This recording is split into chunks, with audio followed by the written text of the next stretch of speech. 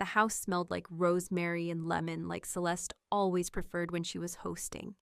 She had redecorated again, open shelves with matching jars, pale oak floors, velvet cushions that looked more like showroom props than anything you'd lean on. I stood near the kitchen archway, clutching a bowl of quinoa salad no one had asked me to bring.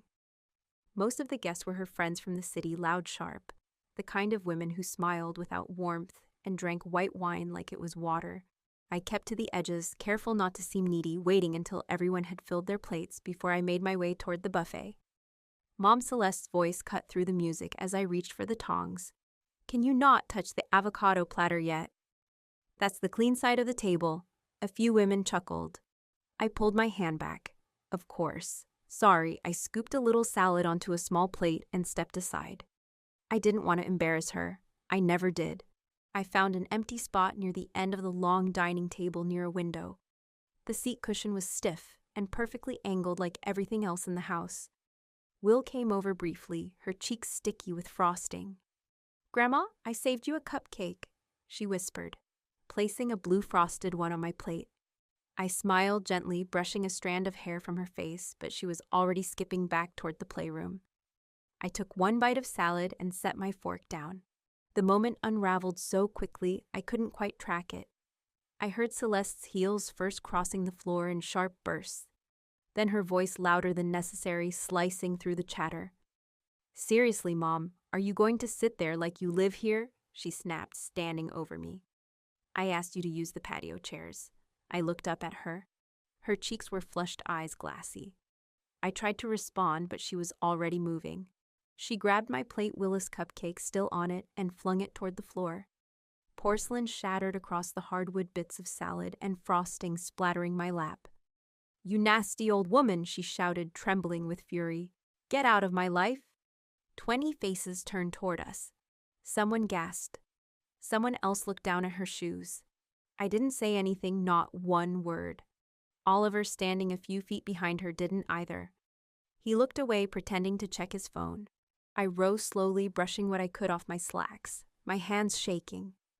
The room had fallen silent except for a faint track of piano music, still leaking from the Bluetooth speaker in the corner. I stepped around the shards of porcelain, careful not to slip, and walked to the door. I didn't look back. No one stopped me. Outside, the air was cool against my cheeks. The sky was still bright, but I felt as if something inside me had dimmed. I climbed into my car, turned the key, and drove home without wiping the dressing off my pants. When I walked into my quiet house and closed the door behind me, I realized I was still holding my napkin in one hand. I dropped it onto the counter and stared at it for a long time, then sank into the nearest chair and listened to the silence waiting for me. I didn't bother turning on the lights when I got home. The house welcomed me in shadows, the kind that no longer felt lonely, only familiar. I slipped off my shoes by the door and stood in the hallway for a moment, listening to the stillness, like it might give me an answer. I walked to the kitchen and turned the kettle on, though I didn't really want tea. I just needed the sound of something.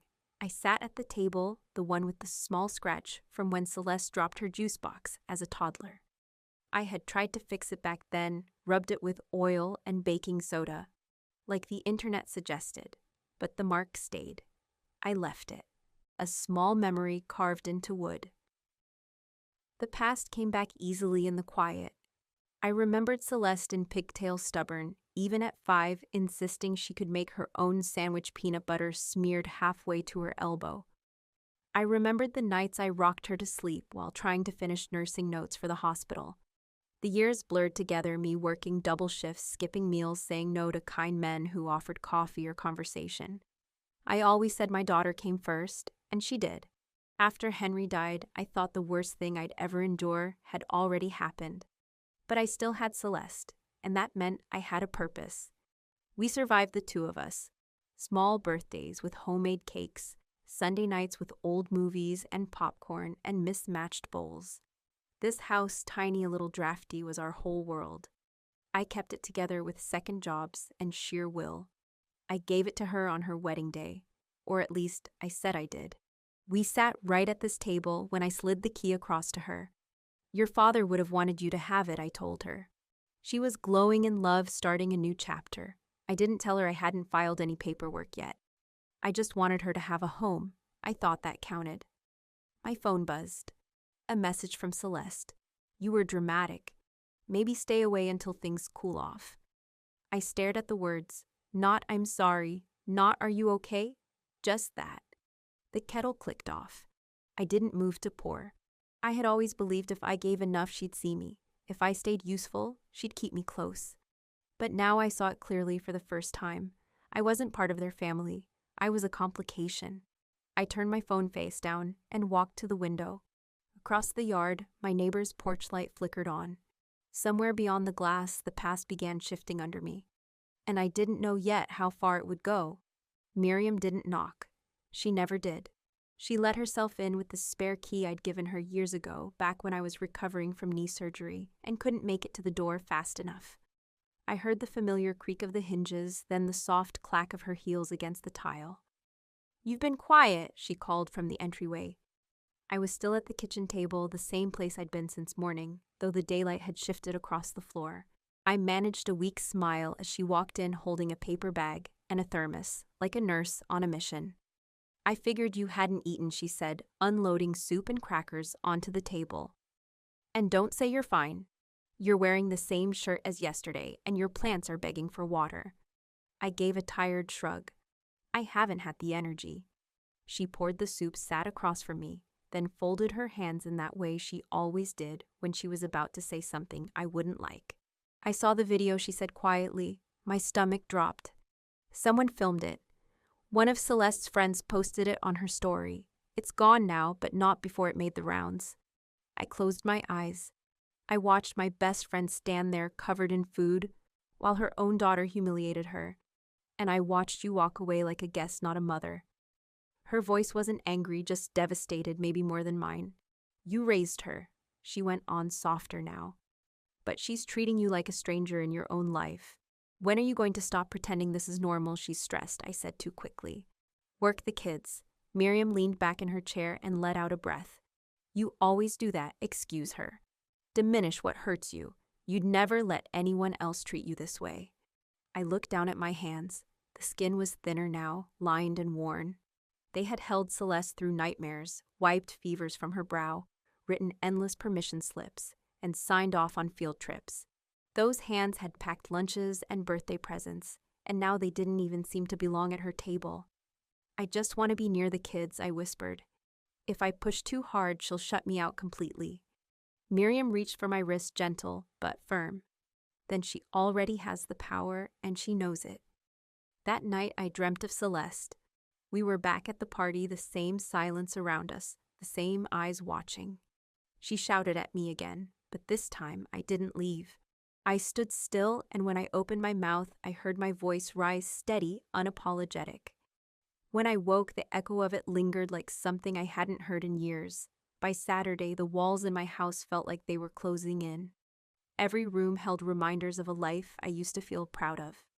Framed school photos of celestial drawings she'd made taped to the pantry door, a crumpled thank you note. She'd written at age 10, and I'd once kept in my wallet like scripture. Now they all felt like echoes from a time I might have dreamed. I told myself I'd go up to the attic just to organize, maybe finally deal with the holiday decorations or the boxes of nursing textbooks I hadn't opened since retirement. But really, I just wanted a place to move my body and get out of my own head. The attic was warm and stale, the kind of air that makes your shirt stick to your back after a few minutes. Dust floated through the sunlight in thick strips. I opened a few boxes without thinking. Old blankets, bags of mismatched ornaments, one carton of baby clothes I hadn't been able to part with. I touched the tiny onesies and let the ache come. I didn't push it away.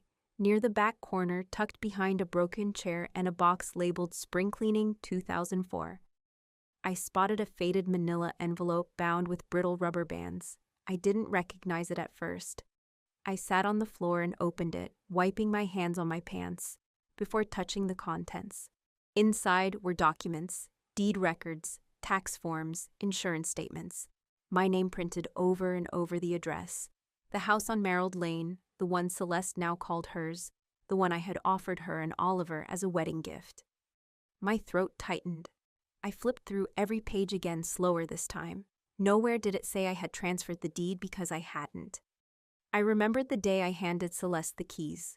We were sitting at my kitchen table, her eyes wide, her voice thick with gratitude. She had kissed my cheek and whispered, "You're giving us a future." And I had believed that was enough, that giving the keys meant giving the house. I told myself we'd do the paperwork later, once things settled, once life got less hectic. But we never did, and legally the house was still mine. My hands trembled as I gathered the papers into a neat pile.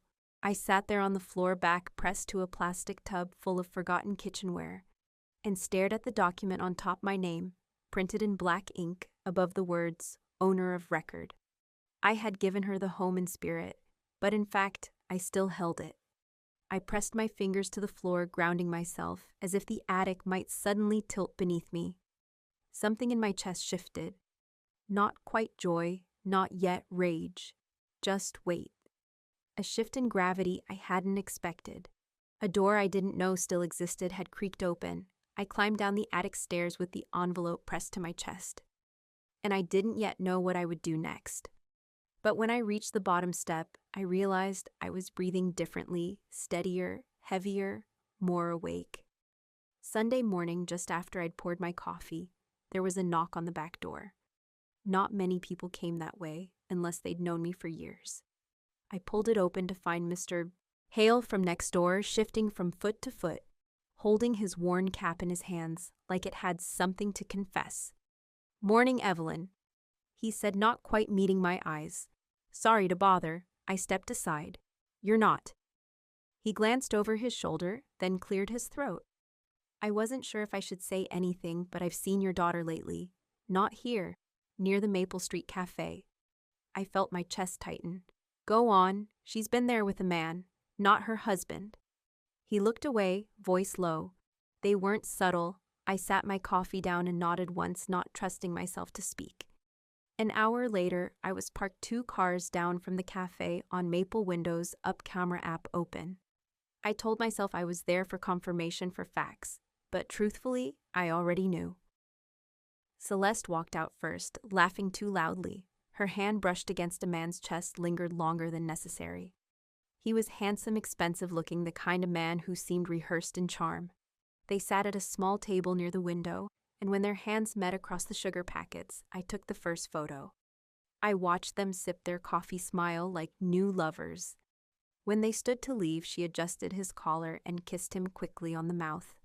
I took another. I followed from a distance as they drove through side streets to a quiet hotel just outside town. He opened the door for her. She paused, looked around once, then they disappeared inside. I didn't need more than that. My stomach turned as I drove home, my mind racing without panic. There was a coldness to it, like facts stacking themselves into a file I'd been avoiding. This wasn't an accident or a misunderstanding. This was betrayal, deliberate and ongoing. I spread the documents from the attic on my kitchen table. Next to them, I laid the printed photos from the pharmacy kiosk. The woman in them didn't look like my daughter. Or maybe she did, and I just didn't want to see it before. I pulled a sheet of paper from the drawer, found a pen, and sat down to write. Not out of rage, not for revenge, but because I couldn't hold this weight and say nothing. Because someone needed to name what was happening before it rewrote all of us. Because silence had already cost too much. I folded the first page gently and reached for the next. I wrote it by hand, not typed, not emailed. I needed her to feel every curve of the letters, every pause between lines. I kept it short, clear. No pleading, no anger, just the truth laid out like stones on a path she had to walk. I told her the house she lived in, the one she had thrown me out of, was still legally mine. I included copies of the deed and tax records, my name in bold at the top. Then I wrote what I had seen, what I had photographed: the cafe, the kiss, the hotel. I placed the photos in a second envelope and clipped them together. At the end of the letter, I wrote this: "You have a choice. End the affair. Treat me with the basic respect any human being deserves. Or I will tell Oliver, and I will begin the process of reclaiming my property. I am not asking for kindness. I am drawing a line. I signed it simply. Evelyn. By Monday morning, the envelope was sealed, and I was dressed in the only outfit I owned that made me feel both strong and invisible. A dark skirt, a pressed blouse, my good flats. No makeup, no apology. Celeste answered the door with the same expression she wore when I forgot to call ahead. Tight-lipped, mildly inconvenienced. "Mom," she said flatly, "Ole's not here." "I know," I replied. "This is for you." She glanced down at the envelope in my hand, like it might stain her. "What is it? Just read it."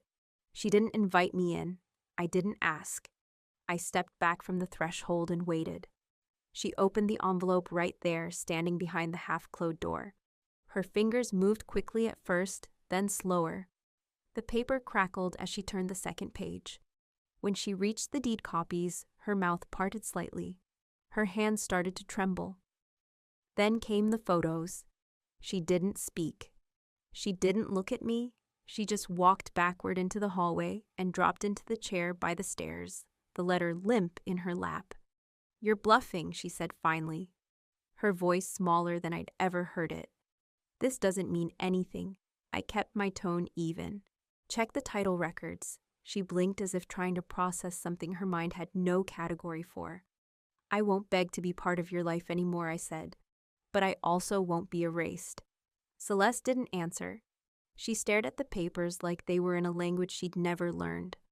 I left her there sitting among the fragments of her certainty. As I walked back to my car, I didn't feel triumphant. I didn't feel vindicated, but I felt real. I felt like I had returned to the skin I was meant to live in. The phone didn't ring that day, but I knew it would soon. And when it did, it wouldn't be her voice I heard first. The call came mid-morning, just as I was folding laundry. I didn't recognize the number, but I answered anyway. Evelyn Oliver's voice was tense. "Can we talk? Celeste says you're threatening to take the house. I don't know what's going on." We met at the park near the elementary school. He looked tired, like he hadn't slept well in days. I sat down on a bench and waited for him to speak. "She says you're trying to punish her, that you're upset and want to destroy everything." I didn't respond right away. I reached into my bag and handed him the folder I'd brought. Inside were copies of the deed my name still listed as the legal owner, and the photos from the cafe and the hotel. No commentary, just the truth. He flipped through them slowly. When he reached the pictures, his jaw tensed. "I didn't know," he whispered. "She told me you were being manipulative, that you wanted control." I kept my voice steady. "I didn't want control, Oliver. I wanted respect. I wanted honesty." He looked down at the papers in his lap. "How long have you known?" "Not long, but long enough." He nodded, eyes still on the photos. "I need to take the kids out of that house, at least for a little while. I can't let them live inside this." I didn't say anything. I didn't need to. As he stood to leave, he paused. "Thank you for telling me, for not hiding it." I watched him walk away, and for the first time in years, I didn't feel like I was the one being left behind. 6 months passed, like the slow turning of soil. Oliver moved into my house with Willa and Jonah, and somehow the rooms began to feel lived in again. Mornings brought tiny footsteps and cereal bowls clinking, the sound of a life mending itself without fanfare. I joined a senior art group at the community center on Tuesdays. At first I just watched. Then one day I picked up a brush. My hand was unsure, but my mind quieted. I painted small things, windows, branches, soft skies. Then gradually I started painting women. One with her arms open, head lifted. I didn't name her, but I knew who she was. When the paperwork came through, I signed over the deed to Oliver. I did it without ceremony. The house had been mine too long to matter more than what we were building inside it now. Celeste came by one Saturday afternoon. No makeup, sweater sleeves, pushed up eyes, tired. She stood on the porch like a girl who didn't know where to put her hands. "I was wrong," she said. "I didn't know how to love without control." I let her speak. I didn't argue or forgive. I just listened. Some words aren't meant to be answered right away. Later, I made tea and set 2 cups on the counter. One for me, one just in case. At my easel, I finished a new painting. A woman standing tall, her shoulders no longer curled in apology. For years, I thought love meant shrinking to fit inside others' comfort. Now I know it means standing tall even when you're alone. Have you ever made yourself small to stay close to someone? What would happen if you finally took up